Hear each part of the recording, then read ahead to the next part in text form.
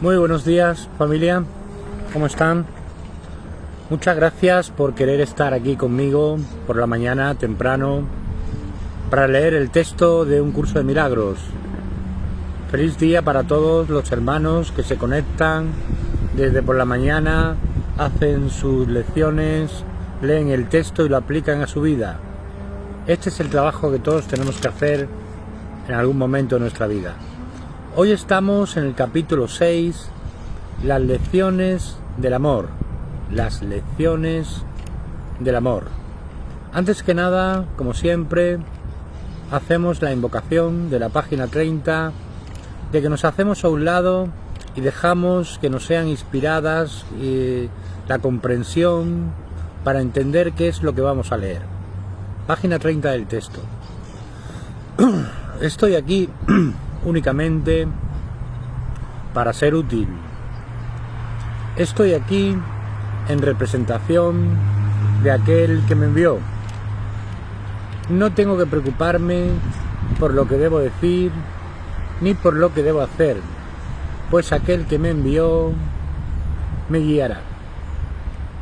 Me siento satisfecho de estar donde quiera que él desee, porque sé que él estará allí conmigo.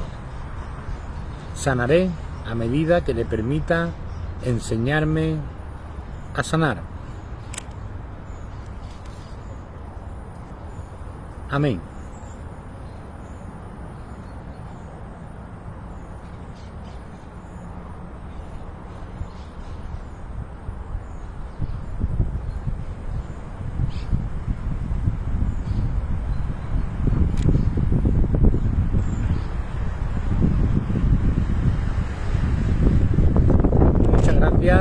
Ya estamos aquí. Bienvenidos, buenos días, hola. Capítulo 6, las lecciones del amor. Y nos dice, introducción, párrafo 1. La relación que existe entre la ira y el ataque es obvia, pero la relación que existe entre la ira y el miedo no es siempre tan evidente. La ira siempre entraña la proyección de la separación, lo cual tenemos que aceptar, en última instancia, como nuestra propia responsabilidad, en vez de culpar a otros por ello. No te puedes enfadar a no ser que creas que has sido atacado, que está justificado contraatacar y que no eres responsable de ello en absoluto. Dadas estas tres premisas completamente irracionales, se tiene que llegar a la conclusión, igualmente irracional, de que un hermano merece ataque en vez de amor. ¿Qué se puede esperar de premisas dementes sino conclusiones dementes? La manera de desvanecer una conclusión demente es analizando la cordura de las premisas sobre las que descansa. Tú no puedes ser atacado, el ataque no tiene justificación y tú eres responsable de lo que crees. Párrafo 2. Se te ha pedido que me tomes como modelo para tu aprendizaje, Jesús, ya que un ejemplo extremo es un recurso de aprendizaje sumamente útil. Todo el mundo enseña y enseña continuamente. Asumes inevitablemente esta responsabilidad en el momento en que aceptas cualquier premisa. Y nadie puede organizar su vida sin un sistema de creencias. Una vez que has desarrollado un sistema de pensamiento, sea cual fuere su clase, riges tu vida de acuerdo con él y lo enseñas. Tu capacidad para ser fiel a un sistema de pensamiento podrá estar mal situada, pero aún así es una forma de fe y se puede canalizar en otra dirección. Podemos tener otro sistema de pensamiento, igual que tenemos el sistema de pensamiento que hemos aprendido, que es el del ego, de pensar de que somos un cuerpo, de que estamos en un mundo de separación. Igualmente podemos aprender a tener un sistema de pensamientos cuerdo, un sistema de pensamiento que se base en la verdad de Dios. ¿De acuerdo? A ver, que pongo esto bien, ahora. Capítulo 6, las lecciones del amor. Epígrafe 1, el mensaje de la crucifixión. 1. Para los efectos del aprendizaje, examinemos de nuevo la crucifixión. No hice hincapié en ella anteriormente debido a las temibles connotaciones que quizá tengas asociada con ella. Lo único que se ha subrayado hasta ahora es que no fue una forma de castigo.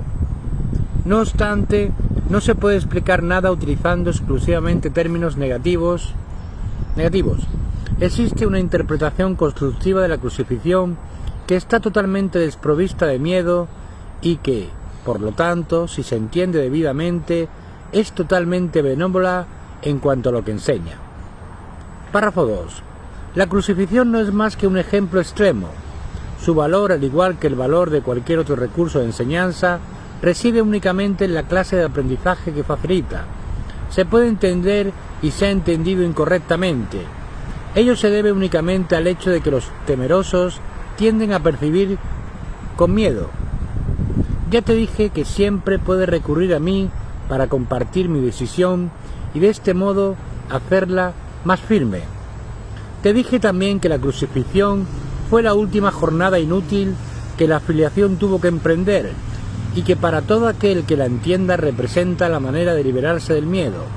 Aunque antes solo hice hincapié en la resurrección, no aclaré entonces el propósito de la crucifixión y la manera en que ésta, de hecho, condujo a la resurrección. Ese propósito, no obstante, tiene una aportación muy concreta que hacer a tu propia vida, y si lo examinas sin miedo, te ayudará a comprender tu propio papel como maestro. Párrafo 3. Es probable que hayas estado reaccionando durante muchos años como si te estuviesen crucificando. Esta es una marcada tendencia de los que creen estar separados, que siempre se niegan a examinar lo que se han hecho a sí mismos. La proyección implica ira, la ira alienta la agresión y la agresión fomenta el miedo. El verdadero significado de la crucifixión radica en la aparente intensidad de la agresión cometida por algunos de los hijos de Dios contra otro. Esto, por supuesto, es imposible y se tiene que entender cabalmente que es imposible. De lo contrario, yo no puedo servir de modelo para el aprendizaje. Párrafo 4. En última instancia, solo el cuerpo puede ser agredido. No cabe duda de que un cuerpo puede agredir a otro y puede incluso destruirlo. Sin embargo, si la destrucción en sí es imposible, cualquier cosa que pueda ser destruida no es real. Su destrucción, por lo tanto, no justifica tu ira. En la medida en que creas que la justifica, estarás aceptando premisas falsas y enseñándoselas a otros. El mensaje de la crucifixión fue precisamente enseñar que no es necesario percibir ninguna forma de ataque en la persecución, pues no puedes ser perseguido. Si reaccionas con ira, tienes que estar equiparándote con lo destructible y por lo tanto, viéndote a ti mismo de forma demente. 5. He dejado perfectamente claro que soy como tú y que tú eres como yo, pero nuestra igualdad fundamental solo puede demostrarse mediante una decisión conjunta. Eres libre, si así lo eliges, de percibirte a ti mismo como si te estuvieran persiguiendo. Mas cuando eliges reaccionar de esa manera, deberías recordar que yo fui perseguido de acuerdo con el pensar del mundo y que no compartí esa interpretación, y puesto que no la compartí, no la reforcé. Ofrecí consecuentemente una interpretación diferente del ataque, que deseo compartir contigo. Si la crees, me ayudarás a enseñarla. Párrafo 6. Como ya dije anteriormente, lo que enseñes es lo que aprenderás. Si reaccionas como si te estuvieran persiguiendo, estarás enseñando persecución. No es esta la lección que el Hijo de Dios debe enseñar si es que ha de alcanzar su propia salvación. Enseña más bien tu perfecta inmunidad, que es la verdad acerca de ti, y date cuenta de que no puede ser atacada. No trates de protegerla, pues, de lo contrario, creerás que es susceptible de ser atacada. No se te pide ser crucificado, lo cual fue parte de lo que yo aporté como maestro. Se te pide únicamente que sigas mi ejemplo cuando te asalten tentaciones mucho menos extremas de percibir falsamente, y que no las aceptes como falsas justificaciones para destar tu ira. No puede haber justificación para lo injustificable. No creas que la hay, ni enseñes que la hay. Recuerda siempre que enseñas lo que crees. Cree lo mismo que yo y llegaremos a ser maestros de igual calibre. Párrafo 7. Tu resurrección es tu redespertar. Yo soy el modelo del renacimiento, pero el renacimiento en sí no es más que el despuntar en la mente de lo que ya se encuentra en ella. Dios mismo lo puso allí y por lo tanto es cierto para siempre. Yo creí en ello y por consiguiente lo acepté como la verdad.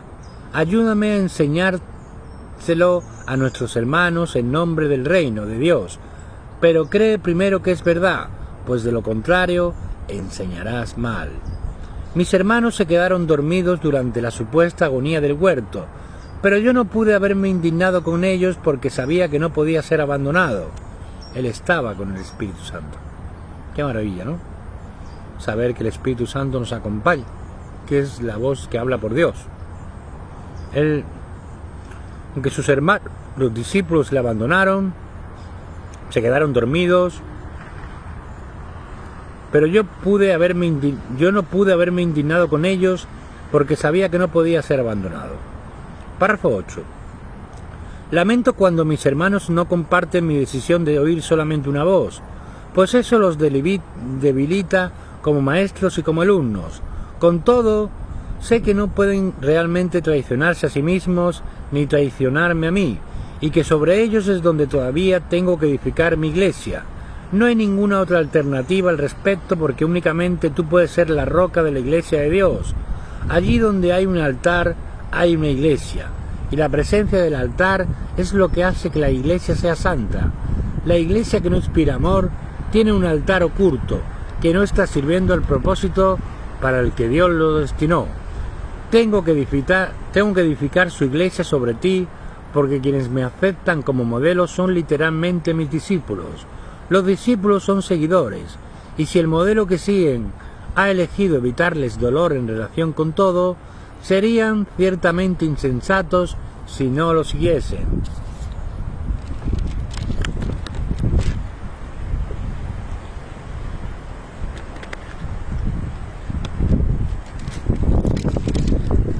Párrafo 9. Elegí por tu bien y por el mío.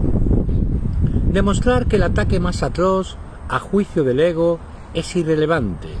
Tal como el mundo juzga estas cosas, mas no como Dios sabe que son, fui traicionado, abandonado, golpeado, atormentado y finalmente asesinado. Está claro que ello se debió únicamente a las proyecciones de otros sobre mí, ya que no le había hecho daño a nadie y había curado a muchos. Párrafo 10. Seguimos gozando de perfecta igualdad como alumnos, aunque no es necesario que tengamos las mismas experiencias. El Espíritu Santo se regocija cuando puedes aprender de las mías y valerte de ellas para volver a despertar. Ese es su único propósito y esa es la única manera en que yo puedo ser percibido como el camino, la verdad y la vida. Oír una sola voz nunca implica sacrificio.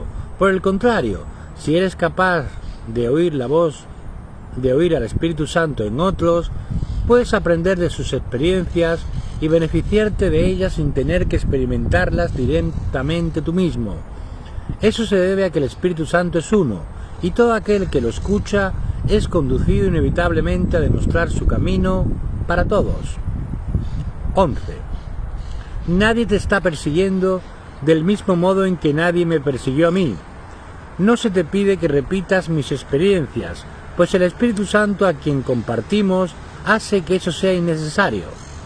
Para valerte de mis experiencias de manera constructiva, no obstante, tienes aún que seguir mi ejemplo con respecto a cómo percibirlas. Mis hermanos, que son también tus hermanos, están constantemente justificando lo injustificable. La única lección que tengo que enseñar, puesto que la aprendí, es que ninguna percepción que esté en desacuerdo con el juicio del Espíritu Santo está jamás justificada. Mi función consistió en mostrar que esto es verdad en un caso extremo. simplemente para que pudiese servir como instrumento de enseñanza ejemplar para aquellos que en situaciones no tan extremas sienten la tentación de abandonarse a la ira y al ataque.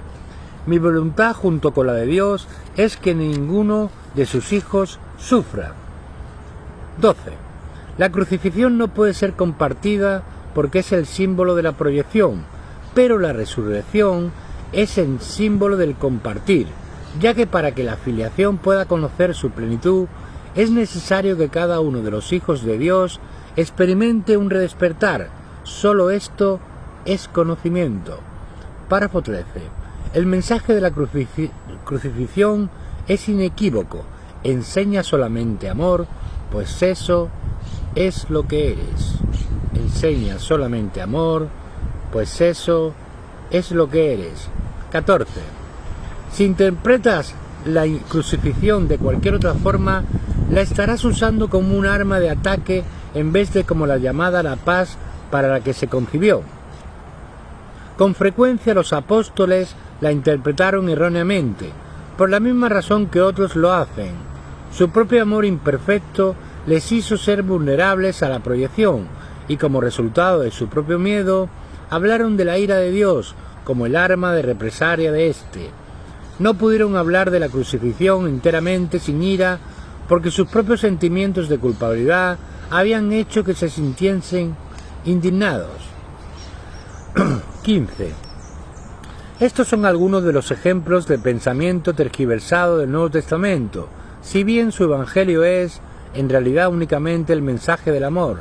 Si los apóstoles no se hubieran sentido culpables, nunca me habrían podido atribuir expresiones tales como «no he venido a sembrar paz, sino espadas».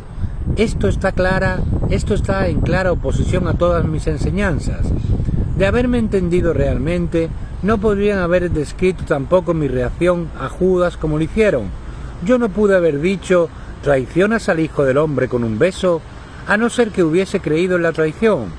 El mensaje de la crucifixión fue precisamente que yo no creía en la traición. El castigo que se dijo infligí a Judas fue un error similar. Judas era mi hermano y un hijo de Dios tan miembro de la filiación como yo. ¿Cómo iba a condenarlo cuando estaba listo para probar que condenar es imposible? Párrafo 16. Cuando leas las enseñanzas de los apóstoles, recuerda que les dije que había muchas cosas que ellos no entenderían hasta más tarde, porque en aquel entonces aún no estaban completamente listos para seguirme. No quiero que dejes que se infiltre ningún vestigio de miedo en el sistema de pensamiento hacia el que te estoy guiando. No ando en busca de mártires, sino de maestros. Nadie es castigado por sus pecados, y los hijos de Dios no son pecadores. Cualquier concepto de castigo significa que estás proyectando la responsabilidad de la culpa sobre otro, y ello refuerza la idea de que está justificado culpar. El resultado es una lección acerca de cómo culpar, pues todo comportamiento enseña las creencias que lo motivan. La crucifixión fue el resultado de dos sistemas de pensamiento, claramente opuestos entre sí, el símbolo perfecto del conflicto entre el ego y el Hijo de Dios. Este conflicto parece ser igualmente real ahora, y lo que enseña tiene que aprenderse ahora tal como se tuvo que aprender entonces. Párrafo 17. Yo no necesito gratitud, pero tú necesitas desarrollar tu mermada capacidad de estar agradecido, o no podrás apreciar a Dios. Él no necesita que lo aprecies, pero tú sí. No se puede amar lo que no se aprecia, pues el miedo hace que sea imposible apreciar nada. Cuando tienes miedo de lo que eres, no lo aprecias y por lo tanto lo rechazas. Como resultado de ello, enseñas rechazo. Párrafo 18. El poder de los hijos de Dios está presente todo el tiempo porque fueron creados para ser creadores. La influencia que ejercen unos sobre otros es ilimitada y tiene que usarse para su salvación conjunta. Cada uno de ellos tiene que aprender a enseñar que ninguna forma de rechazo tiene sentido. La separación es la noción del rechazo. Mientras sigas enseñando esto, lo seguirás creyendo. No es así como Dios piensa, y tú tienes que pensar como Él si es que has de volver a conocerlo. 19. Recuerda que el Espíritu Santo es el vínculo de comunicación entre Dios el Padre y sus hijos separados. Si escuchases su voz, sabrías que tú no puedes herir ni ser herido, y que son muchos los que necesitan tu bendición para poder oír esto por sí mismos. Cuando solo percibas esa necesidad en ellos y no respondas a ninguna otra, habrás aprendido de mí y estarás tan deseoso de compartir lo que has aprendido como lo estoy yo. Amén. Pues esta es la lectura de hoy, día 26 de julio, lunes. Mañana estaremos en el capítulo 7.